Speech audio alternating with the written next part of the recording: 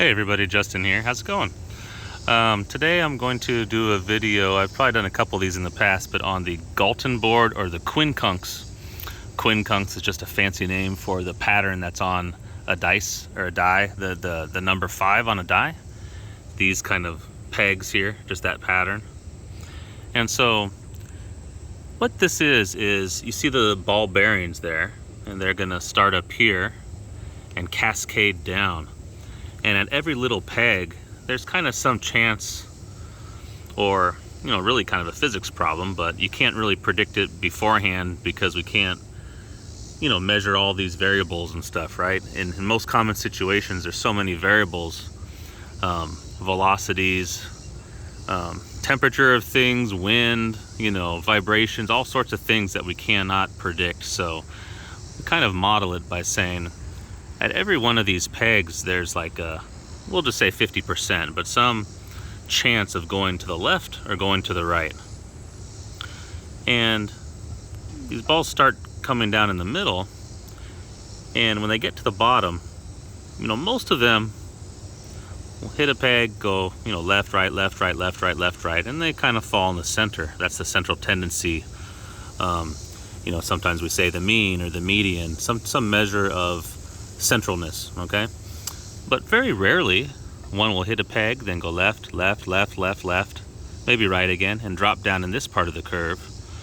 Or the same argument to drop down on the far right part of the curve, where we call those the tail of the curve.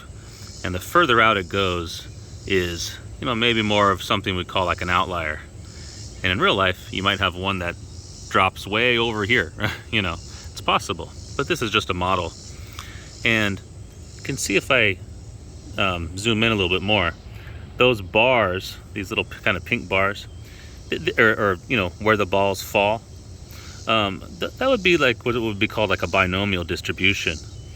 And what happens if you can kind of think of those categories where the balls fall getting like skinnier and skinnier, and lots and lots and lots of balls fall, you would get this curve, and we would call that the bell curve or normal distribution.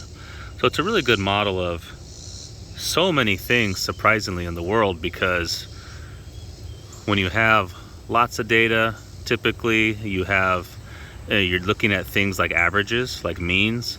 So many things take on a bell curve like this, or approximate bell curve. Anyways, let's see this thing in action, okay? So tip it over and get the bearings to go back down. Sometimes you have to tap it a little bit because sometimes the bearings get stuck, but it's not too bad. So here we go. Okay. And I'm gonna tip it again.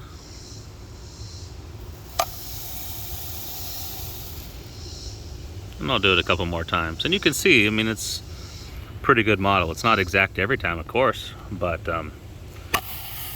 it's not bad. Definitely not bad. Okay, let me do it one more time.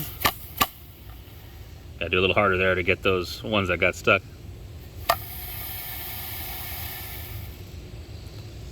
Okay, there we go. So I just wanted to share that. Again, it's a Galton board or Quincunx. Pretty fun to play with. And you can learn a lot of things from this, okay? So that's all I got, and I'll see you next video. Bye-bye.